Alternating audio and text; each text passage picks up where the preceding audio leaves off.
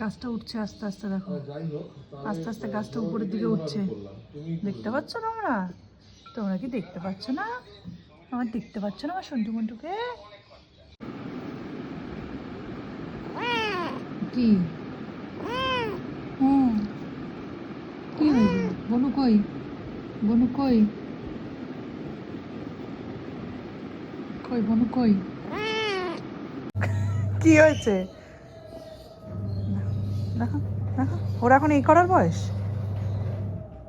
বাচ্চাদের মতো।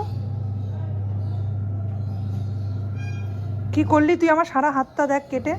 তুই আমার হাতটা কামড়ে দেখো কি করছে, আমার হাতটা কামড়ে। লাগছে না আমার? আমার লাগছে না? নিজে রোদ পোহাচ্ছ, আরামে আমার হাত কামড়াচ্ছ।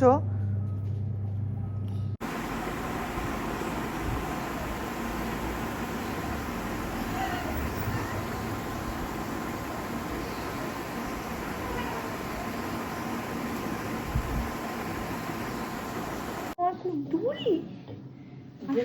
চোখ বন্ধ তো। আসো আসো একটু আজও কই।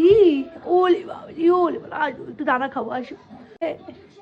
ঘুমাচ্ছে তো, খুব disturb ল্যাদ করছিস? লাগছে, উঠতে ইচ্ছা করছে না আমার সোনা মায়ের। আজও আজও একটু আজও কই। ঘুমাচ্ছিল।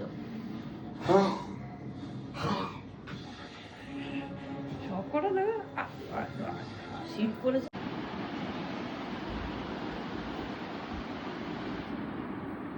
কি? আসো আমার কাছে, আসো। তোকে মারলি কেন? কি রে?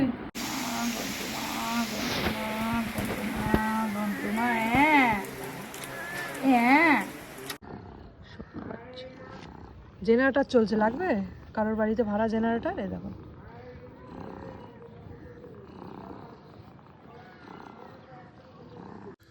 মা বাড়ি নেই, তাই মায়ের জায়গা দখল করে এরা শুয়ে আছে।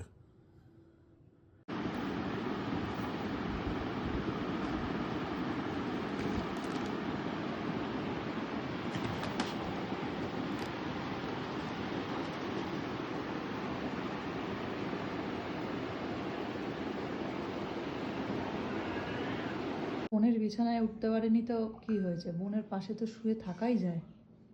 বোনের শরীর খারাপ, তাই দাদা শুয়ে রয়েছে পাশে। টুকটুক এদিকে আয়।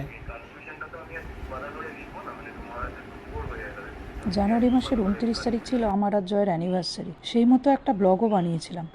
ভেবেছিলাম 1 ফেব্রুয়ারি পোস্ট করব, কিন্তু সেই 1 তারিখ থেকে আমাদের জীবনটা কেমন যেন বদলে গেল। হঠাৎ টুকটুক খুব অসুস্থ হয়ে পড়লো। ফেলাইন ডিস্টেম্পার বা ফেলাইন প্যানলিউকোপেনিয়া বলে একটা ভাইরাল ডিজিজ ধরা পড়লো ওর। আমরা ওর শরীরের কন্ডিশন অবজার্ভ করার জন্য ভিডিও বানানো শুরু করলাম। দুবেলা ডক্টরের কাছে স্যালাইন আর ওষুধ চলছিল ওর। কোথাও আশা ছিল ঠিক হয়ে যাবে হয়তো। এই কদিন আমার ঘরে ওকে কোয়ারেন্টাইন করে রেখেছিলাম। 1 মাসও হয়নি নেন্টু মানে টুকটুকের বোনকে আমরা হারিয়েছি। রাস্তার কুকুর কামড়ে মেরে ফেলেছিল ওকে। ওটা আমাদের কারোর হাতেই ছিল না, কিন্তু টুকটুককে সুস্থ করার আপ্রাণ চেষ্টা করেছিলাম আমরা।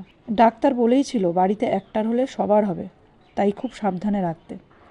সেই জন্য সবার থেকে নিজেরাও প্রায় আলাদাই হয়ে থাকতাম এই কদিন, কিন্তু শেষ রক্ষা করতে পারলাম না। 5 তারিখ বিকালে ও আমার চোখের সামনে নিজের প্রাণ হারালো।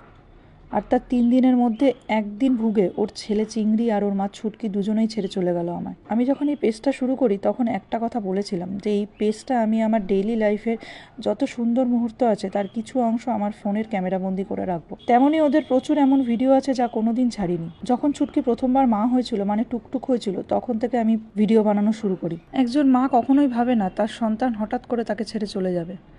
আমিও ভাবিনি। তাই যতগুলো ভিডিও আছে তার সব ক্লিপ দিয়ে এই ভিডিওটা আমি এই পেজের টাইমলাইনে রেখে দিলাম আমার ছেলেমেয়েগুলোর স্মৃতি হিসাবে। এর মধ্যে একটা বহু পুরনো ভিডিও খুঁজে পেলাম নিকির, মানে আমার ডালমেশিয়ানটার। সেটাও শেয়ার করে রাখলাম। প্লিজ কেউ নেগেটিভ কিছু লিখো না, আর যাদের পোষ্য আছে তাদের সাবধানে রেখো, আর অনেক ভালোবাসায় রেখো। কি করছে দেখো, ওর নাকি এত শরীর খারাপ। কালকে রাত্রে ওকে বিছানায় শোয়ালো, ও বিছানায় শুচ্ছে, বারে বারে নেমে আমার কাছে চলে আসছে, আমার মুখের দিকে এসে তাকিয়ে রয়েছে। মানে ও মাকে ছাড়া কোথাও যাবে না। ওকে চেয়ারে ওঠাচ্ছি 8 ঘন্টা পর পর। কালকে রাত্রে উঠেছি, উঠে ওকে চেয়ারে রেখেছি, আলো জ্বালিয়েছি 8 ঘন্টার জন্য, আবার 8 ঘন্টা পর উঠে আলো নিভিয়ে আমার কাছে নিয়ে এসেছি। নইলে ও নিজের থেকে চলে আসছে। প্রথম 2-3 বার তো নিজের থেকে চলে এসছে, তারপরে আমি বাকি টাইমে এই করেছি। কোথায় দেখো দেখো যাওয়ার জন্য নামার জন্য কী করছে দেখো।